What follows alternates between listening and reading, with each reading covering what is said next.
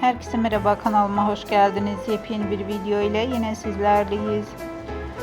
Kanal 7 ekranlarının sevilen günlük dizilerinden olan Kan Çiçekleri dizisinin güzel oyuncusu Yağmur Yüksel'den yepyeni görüntüler geldi. Yağmur Yüksel birbirinden muhteşem görüntüleri sosyal medya hesabında yayınladı. Görüntüler hayranlar tarafından büyük ilgi gördü.